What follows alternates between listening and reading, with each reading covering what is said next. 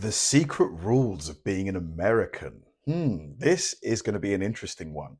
I mean, if anybody's qualified to speak on this, it's probably Lawrence because he spent a huge amount of his life in England. He was born and raised here, but has spent probably, I think, 15 years or so in America. So he's got such a wealth of knowledge about both countries that, any kind of secret sort of unspoken things about America, he'll probably know about them.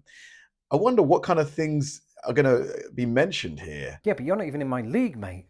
America, the land of the free, home of the brave, and for reasons that I've still not figured out, ranch dressing on everything. I moved here You guys do love ranch. It's pretty good, but you guys have it in such huge quantities, don't you? 16 years ago, and while I've since discovered that a flannel is called a washcloth, nobody prepared me for the secret rules of being an American. And I'm not talking about stuff that I saw on the citizenship test. No, these are the bizarre unwritten social codes that govern everyday life. Like the fact that "what's up" isn't an actual question, but a stand-in for hello. I had to learn that the hard way after responding with "not too good" after last night's White Castle. Meanwhile, one of my own not-so-secret rules is if you're not yet subscribed to this channel, do that now. Oh yeah, please subscribe. I need to ask people to subscribe more.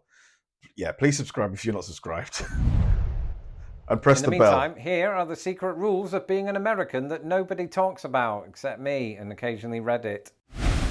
The power of the front porch way. In recent times, I've become aware of a particular American, or perhaps even Midwestern phenomenon, the front porch wave. This one appears to be most common in the suburbs. On several occasions since I moved into this house, I've been walking through my neighborhood, minding my own business, when suddenly a stranger who's sitting on their porch will raise their hand and wave at me. I love that, man. I love that. That community aspect, being nice to each other, I think it's great. My British instincts kicked in, and I immediately thought, do I know this person? Did I miss a social engagement? Do they have posters of me on their wall? Of course, it turns out I didn't know them. In America, you wave at people that you don't know. It's just a sign of neighborliness. Stop generalizing Americans, Lawrence, because only a total weirdo would wave at a stranger. I've just realized I'm pointing at a stranger. But the first few times it happened, I panicked and waved back with all the confidence of a hammer covered in milk. The front porch wave is part of a broader tradition of American suburban politeness, and sometimes it's even more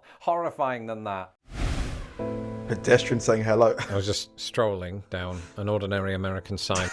The music. Well, when it happened, a stranger, someone I had never met, had no prior connection to, and honestly had no logical reason to interact with, looked me in the eye and said, "Hello."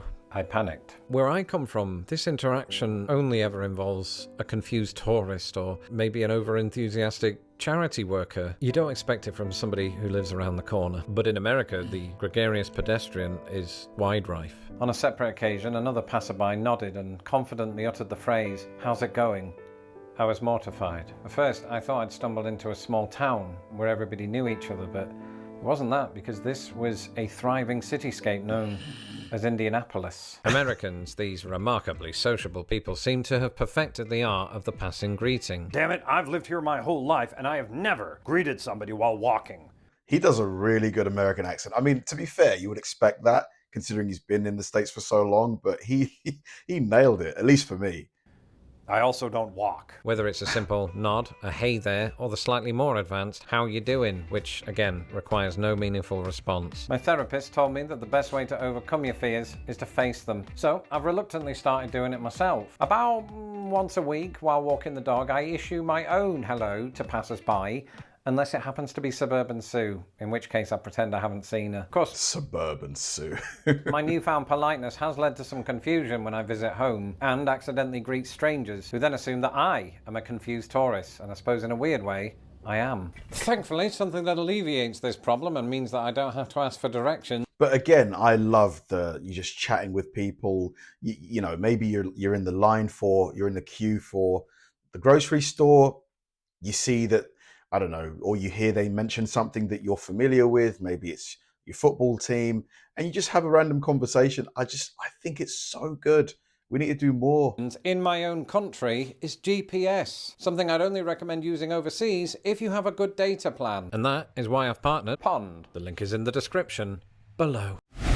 Small talk.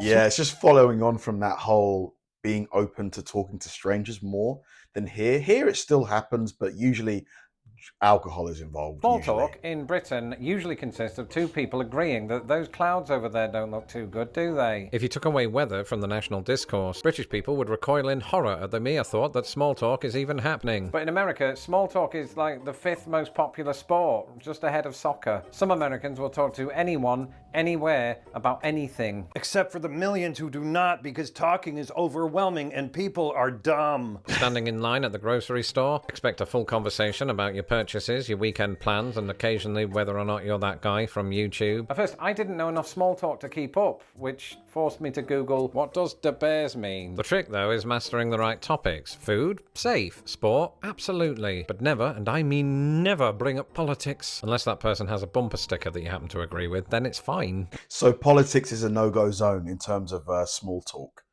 Like if I was to meet you in a grocery store and we started talking and I just asked, what do you think about what's going on in politics? Would you be offended? I'm genuinely, because I would talk about anything. If somebody asked me who I voted for, I'd happily tell them. But I suppose some people it's more of like a sensitive thing. No, I don't want to make it sound like Americans aren't capable of deep conversation. I mean, I've been the subject of many. It's just they've also turned surface level chatter into an art form. And it's only once you've mastered it yourself that you can bring up the important stuff like, hello, where can I get edibles for a friend that's into that sort of thing? He's still on the phone. Did you hear that just now? Right, I'm trying to make a video, so can you hang up? We'll get mommy and daddy to hang up then. But over time, I've come to appreciate American small talk for what it is. It's basically about building a brief human connection, or destroying one if they don't get British sarcasm. Personal space. If there's one thing that Americans guard more fiercely than their freedom, it's their personal space. In Britain, we're used to cosy queues and cramped public transport, but in America, there seems to be an invisible bubble around everyone. If you stand too close to somebody at the grocery store, they'll give you a look usually reserved for pickpockets or my wife's cousin Chad. This obsession with space extends to every aspect of life. This is so interesting. So there's more willingness to speak to strangers, yet less willingness to be close with strangers. I find that quite an interesting, dichotomy. Cars are bigger, roads are wider, and personal space isn't just a concept, it might as well be a constitutional right. Am I right? You obviously didn't go to school here. Back when I was a stage actor, I thought it would be perfectly fine to hug everybody after the show, which is the only time that hugging is acceptable in Britain. But the American actors just weren't into it, and honestly, neither was I, so absolutely no one won. If you stand too close while chatting, the other person will slowly retreat, especially if you've run out of Old Spice. And if you think this is somehow a criticism, think again. Because I also like my space. I mean, why do you think I keep you all 6 feet away from the camera? Pearly whites. Yeah. Teeth, for sure. Definitely, I think Americans on average look after their teeth more than the average Brit. That's for sure. Aha! Yeah. Yes, the infamous American smile. A beacon of warmth, friendliness, and dental insurance. I mean, mine are pretty good. I need to start wearing my retainer, though. I bought a retainer last year, but it's quite uncomfortable. It's quite tight, so I don't like sleeping in it. But my teeth, my bottom row of teeth, are starting to like move. I think they're not as like straight as they were. Now, I'll admit, I don't encounter beaming grins ever since I moved to Chicago, but in Indiana, people would flash dem pearly whites all the time. They don't speak like that. I mean, all teeth look immaculate to a British person. And such smiles might be accompanied by a greeting, such as, oh my God, are you British? Or, hello, welcome to Applebee's. Actually, when it comes to this particular stereotype of Americans, restaurant servers do a lot of the heavy lifting. Americans that I've known who've worked as waitstaff often tell me that they have to force this smile when, for instance, a customer thinks they're being original by saying, my beer glass has a hole in the bottom.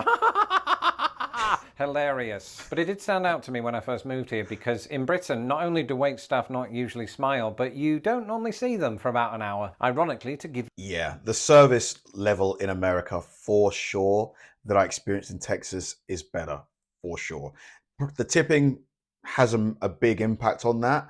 But yeah, I suppose if you're getting much better service, then it's kind of worth it, I guess. you personal space. And British people in general aren't as likely to smile at strangers. But ironically, we're starting to get charged service charges that are approaching, 17%, 20%. So it's like we're paying the tips, but we're not getting the service here. Actually, given our dental makeup, that's probably how we keep crime down. A smile in America says, I'm friendly, I'm approachable, and I'm in no way here to sell you double glazing. Actually, it can mean that. Midwestern goodbyes. And finally, the Midwestern goodbye, a phenomenon that's so drawn out it makes Return of the King look like a short. My father-in-law had it down to a science. First of all, there's the initial goodbye. This is where somebody claps their hands together and says, Well, we better get going. and this is a lie. The only thing that gets going is more conversation. Because next, we enter the standing in the kitchen phase. This is where everybody pretends to be leaving, but instead forms a conversation huddle by the fridge. Then comes the porch descent. And there's no waving here. This is where you all finally migrate to the door. My parents, whenever we used to have like cousins and stuff come over, this used to happen all the time. Saying goodbye would take literally about 20 minutes.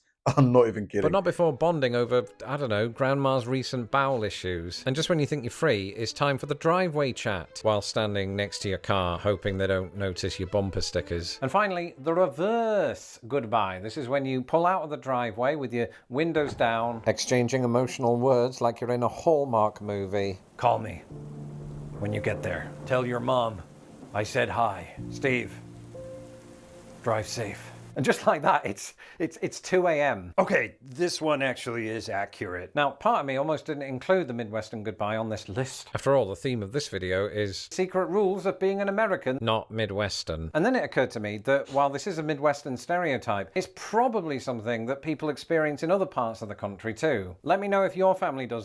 Great video, man. Great video. There's definitely, you know, apart from the stuff that we see in movies here, like about life in America, there's a lot of like nuances and tiny things that you don't really pick up on unless you spend a decent amount of time there.